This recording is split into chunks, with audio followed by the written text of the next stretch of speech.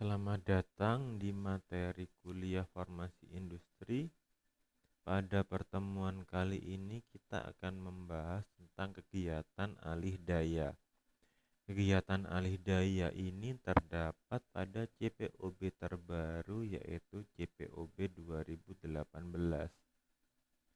Untuk istilah yang sebelumnya, kegiatan alih daya itu dinyatakan dalam analisis berdasarkan kontrak.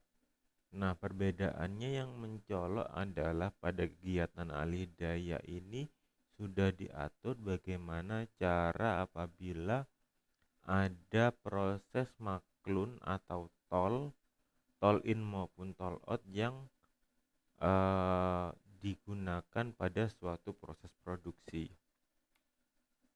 Oke, yang akan kita pelajari ada maklun obat, tol in atau tol out, lalu ada pemberi kontrak, penerima kontrak, dan isi kontrak berdasarkan CPOB 2018. Dalam CPOB 2018, kegiatan alih daya ada pada bab 11. Kegiatan ini termasuk proses produksi dari pabrik farmasi ke farmasi yang lain, atau juga kontrak bisnis untuk pengujian suatu produk. Jadi apabila industri tersebut belum memiliki alat QC, itu bisa alih dayakan pada instansi atau pihak ketiga. Umumnya kegiatan alih daya ini terkait produksi obat ke fasilitas pabrik yang lain. Kegiatan ini disebut juga dengan tol manufacturing, tol out, atau maklun. Pengertiannya, tol out adalah kegiatan di mana suatu industri farmasi melimpahkan kegiatan produksi ke fasilitas produksi lain. Jadi misalkan sini ada perusahaan A, karena dia over capacity, permintaannya cukup tinggi, maka pabrik A tersebut melakukan istilah tol out ke industri Z yang produknya nanti akan berdasarkan kontrak daripada produsen A tersebut. Nah, tol out ini kadang ada yang bersifat parsial, di mana bahan baku dan bahan kemasnya berasal dari pabrik A ke pabrik B, atau pabrik B memproduksi obat dengan bahan baku bahan kemas yang sudah disiapkan oleh pabrik A. Jadi untuk yang skenario yang pertama, bahannya itu berasal dari pabrik A, atau pabrik B tersebut memproduksi bahan baku bahan kemas yang sudah disiapkan oleh pabrik A. Jadi pabrik B sebagai penerima maklun akan dibayar oleh pabrik A untuk pembuatan jasa dari obatnya tersebut. Ini misalkan A dengan Z, atau saya ganti A dengan B. Jadi pabrik A sudah over capacity, lalu dia melemparkan produksinya, misalkan produksi obat namanya Ibuprofen. Nah, Ibuprofen dari perusahaan A ada yang bahan baku dan bahan kemasnya berasal dari pabrik A, atau untuk pabrik B tersebut bertugas memproduksi bahan baku dan bahan kemas yang sudah disiapkan oleh pabrik A. Ada juga yang disebut dengan tol out, di mana pemberi maklun melimpahkan pekerjaan pembuatan obat ke penerima maklun, akan tetapi semua bahan baku dan bahan kemas berasal dari penerima maklun tersebut. Jadi pabrik A memberi maklun, dia menerima beres, terima jadi atau tinggal bayar saja. Tidak perlu memikirkan pengadaan bahan kemas, bahan baku. Nah, skema maklun seperti ini biasanya terjadi pada industri kosmetik. Yang saya tahu perusahaan kosmetik yang menerima maklun adalah Cosme. Nanti barangkali kalian bisa magang di PT Cosme. Cosme itu yang memproduksi MS Glow. Di industri obat juga ada. Untuk pembuatan obat dengan kegiatan alih daya di CPOB dilakukan pada industri farmasi yang sudah memiliki sertifikat CPOB. Jadi tidak bisa melakukan maklun pada perusahaan yang belum memiliki sertifikat CPOB. Nah, untuk pemberi kontrak, sistem mutu pemberi kontrak hendaknya mencakup kegiatan pengawasan dan pengkajian terhadap kegiatan alih daya. Untuk pemberi kontrak itu bertanggung jawab penuh untuk menjamin bahwa setiap proses dan pengawasan yang dilakukan kegiatan alih daya jadi untuk pemberi kontraknya itu harus bertanggung jawab penuh untuk menjamin ada proses yang memastikan pengawasan terhadap kegiatan alih daya. Jadi harus ada caranya bagaimana untuk dia melakukan kontrol terhadap perusahaan tempat melakukan alih daya tersebut. Nah, untuk kegiatan alih daya juga harus memikirkan resiko mutunya. Nantinya untuk manajemen resiko mutunya sebelum kegiatan alih daya dilaksanakan, pemberi kontrak bertanggung jawab untuk memberikan menilai legalitas, kesesuaian, dan kompetensi pada penerima kontrak tersebut. Nah, pemberi kontrak juga harus bertanggung jawab dan memastikan bahwa melalui kontrak, ingat di sini ada kata-kata kontrak, jadi harus tertulis bahwa semua prinsip dan pedoman dari CPOB tersebut diikuti.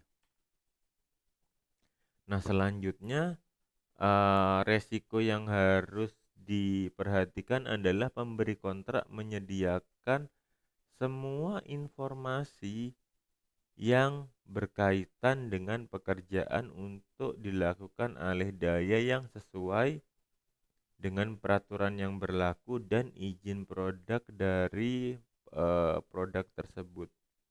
Untuk pemberi kontrak hendaklah memastikan bahwa sepenuhnya masalah yang berkaitan dengan produk atau pekerjaan yang dapat membahayakan bangunan, fasilitas, peralatan, personel, bahan, dan produk lain ini harus juga dipastikan bahwa pihak pemberi kontrak tersebut memberikan pengetahuan atau memberikan atau memahami agar produk yang dihasilkan tersebut masih memenuhi safety, quality,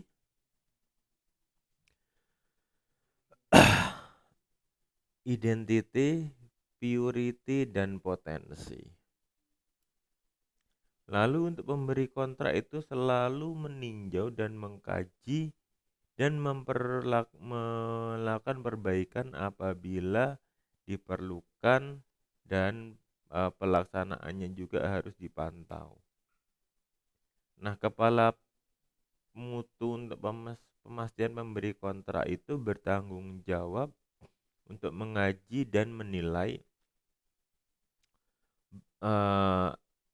dan hasil catatan terkait dengan kegiatan alih daya. Jadi untuk kepala pemastian mutu sebaiknya ditunjuk untuk bagian yang pemberi kontrak itu bertanggung jawab untuk mengkaji ini berkaitannya dengan kualitas dari produk tersebut, menilai semua catatan dan hasil yang terkait pada kegiatan alih daya, lalu memastikan eh, baik sendiri maupun berdasarkan konfirmasi kepala mutu penerima kontrak bahwa produk yang dihasilkan itu sesuai dengan penerima kontrak yang telah diproses sesuai dengan CPOB dan izin edar dari produk tersebut.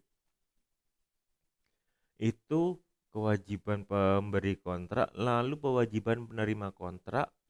Penerima kontrak itu hendaklah melaksanakan pekerjaan yang diberikan pemberi kontrak dengan memuaskan. Caranya gimana? Memiliki bangunan dan fasilitas yang memenuhi, peralatan yang memenuhi, pengetahuan, pengalaman, dan personel yang kompeten. Untuk mencapai ini, biasanya semua prosesnya harus mengalami terkualifikasi dan tervalidasi. Untuk penerima kontrak, hendaklah memastikan bahwa semua produk, bahan, dan transfer pengetahuan yang diterima sesuai dengan tujuan kegiatan alih daya dari pemberi kontrak. Lalu untuk penerima kontrak tersebut tidak bisa mengalihkan pekerjaan apapun yang dipercaya sesuai dengan kontrak tanpa terlebih dahulu dievaluasi, disetujui dan didokumentasikan oleh pemberi kontrak. Jadi ini tidak boleh, misalkan saya menyuruh si A untuk membeli kopi, si A menyuruh si B untuk si C untuk membeli kopi. Nah, hal ini tidak boleh dilakukan. Hal ini boleh dilakukan asal si B itu ngomong pada si A, nanti saya akan menyuruh si C untuk membeli kopi. Kalau hal tersebut diperbolehkan sesuai dengan kontrak dan kesepakatan dari penerima kontrak dan pemberi kontrak tersebut. Untuk penerima kontrak tidak boleh melakukan perubahan apapun di luar kontrak, terutama yang dapat berpengaruh kepada mutu produk tersebut. Lalu untuk penerima kontrak memahami bahwa kegiatan alih daya kontrak analisis dapat diperiksa oleh BPOM. Nah, selanjutnya kita sudah mempelajari tentang penerima kontrak, pemberi kontrak, dan selanjutnya adalah kontrak tersebut. Kontrak tertulis hendaklah dibuat antara pemberi dan penerima kontrak dengan menetapkan tanggung jawab masing-masing dan bagaimana cara komunikasinya kegiatan alih daya tersebut. Untuk aspek teknis dari kontrak hendaklah dibuat oleh personel yang memiliki kompetensi, jadi paham hukum dan pengetahuan yang sesuai dengan kegiatan alih daya dan CPOB. Selanjutnya, semua pengaturan kegiatan alih daya harus sesuai dengan peraturan izin edar suatu produk yang sudah disetujui oleh BPOM dan juga disetujui oleh kedua belah pihak. Untuk kontrak itu menuliskan secara jelas isinya, pihak yang bertanggung jawab melaksanakan kegiatan alih daya, misalnya transfer teknologi, rantai pasukannya, subkonnya, mutunya, pembelian bahan, pengujiannya, cara pelulusan bahannya, cara pelaksanaan produksinya, cara pengawasan mutunya, termasuk juga pengawasan selama IPC, analisa dan uji stabilitas dari produk tersebut. Untuk kontrak juga hendaklah mencakup izin bagi pemberi kontrak untuk menginspeksi kegiatan alih daya dan disetujui oleh penerima kontrak atau pihak ketiga yang disetujui bersama. Lalu bagaimana untuk pengurusan NIE nomor izin edar dari suatu produk terhadap kegiatan alih daya atau maklun? Biasanya untuk toll out, pembeli akan yang mengurus NIE adalah penerima maklun, tapi ada juga yang menguruskan pemberi maklun. Siapa saja yang mengajukan dapat diterima oleh BPOM. Untuk skema toll out parsial biasanya yang mengurus NIE-nya adalah pemberi kontrak. Lalu untuk kegiatan alih daya, khususnya pada produksi obat, harus didefinisikan dan disetujui dan dikendalikan secara benar untuk menghindarkan kesalahpahaman terhadap penerima kontrak dan pemberi kontrak yang dapat menghasilkan suatu produk atau pekerjaan yang nanti hasilnya tidak masuk syarat. Nah, oleh sebab itu pada kontraknya dibagi dua jenis, yaitu kontrak biaya dan kontrak teknis. Untuk kontrak biaya itu terkait dengan pembayaran, dan kontrak teknis terkait pada teknik produksi, pengujian, perilisan, penyimpangan pada proses produksi, regulasi CPOB, dan sebagainya. Selanjutnya untuk hak dan tanggung jawab dalam kontrak, baik biaya teknis maupun menjadi hak tanggung jawab dari baik pemberi kontrak maupun penerima kontrak. Untuk perilisan obat dilakukan oleh pemberi kontrak yang memiliki NIE, bukan pabrik yang pembuatnya, tetapi oleh pemegang NIE. Jadi kalau misalkan ada produk A ini memiliki NIE, nomor izin edar, di toll outkan kepada perusahaan B, perusahaan B ini tidak memiliki nomor izin edar, maka nanti hasil dari analisis perusahaan B akan dikirimkan ke perusahaan A yang nantinya apabila memenuhi persyaratan bisa dilakukan rilis produk tersebut. Dalam kegiatan kontrak setidaknya mencakup bagaimana cara kegiatan pengiriman bahan pengemas dan produk jadi, pengujian bahan kemas baku, pengujian bahan kemas bahan baku dan produk jadi, perilisan produk jadi, dan hak dan tanggung jawab hak tanggung jawab pembuatan secara CPOB. Jadi untuk dalam kontrak teknis itu isinya ada 4. Yang pertama ada pengiriman bahan kemas dan produk jadi, ada bagaimana cara pengujian bahan kemas, bahan baku dan produk jadi, lalu bagaimana cara merilis pada produknya, dan hak dan tanggung jawab pembuatan obat secara CPOB. Untuk memberi kontrak itu harus bertanggung jawab secara penuh dan menjamin bahwa kegiatan alih daya tersebut ada pengawasannya.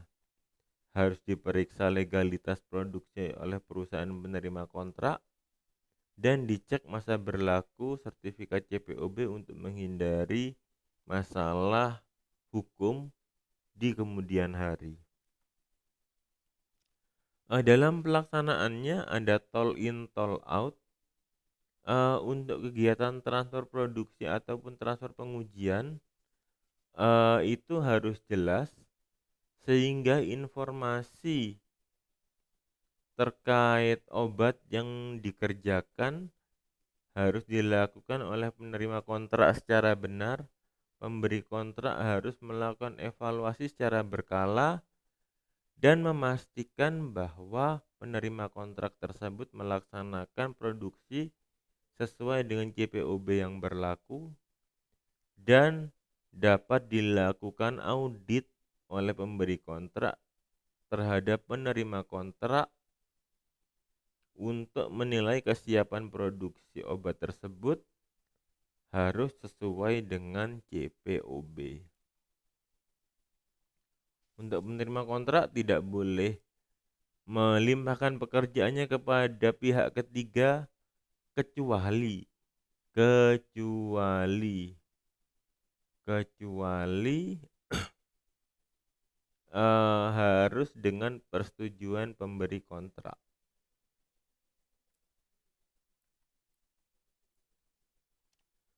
Dalam teknisnya biasanya personel dari pemberi kontrak akan datang menerima kontrak untuk melakukan produksi bersama dari batch obat tersebut bersama pada awal batch tersebut, termasuk juga pengujian bahan awal, produk jadi, dan bahan kemas. Untuk kegiatan alih daya ini, untuk kegiatan pengujian alih daya ini dilakukan sesuai dengan kontrak kegiatan alih daya produksi. Harus ada kontrak yang jelas dan tertulis dan hak tanggung jawabnya jelas. Nah, biasanya untuk kegiatan alih daya ini dilakukan pengujian secara rutin dalam jangka waktu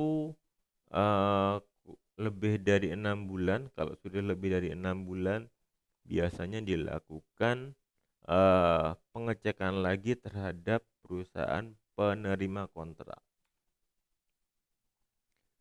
Lalu untuk alih daya pengujian itu biasanya menggunakan lab eksternal.